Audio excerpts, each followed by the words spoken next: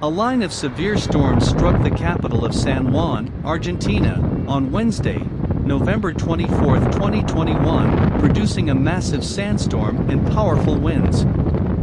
The impressive sandstorm was recorded through some videos that quickly became viral on social networks.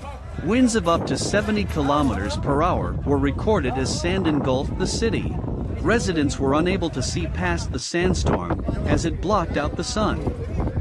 The storm uprooted trees and cut off some basic services, such as electricity, due to strong gusts of wind. Widespread power outages and property damage were reported. Due to limited vision, traffic was forced to stop.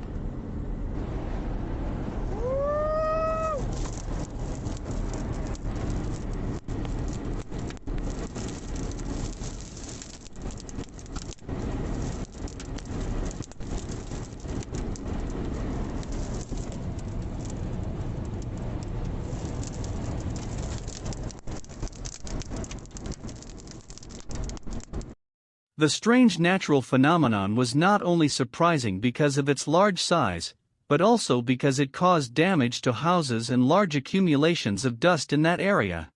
Despite all this, the inhabitants of the San Juan region did not miss the opportunity to record the moment when this phenomenon approached the place where they were.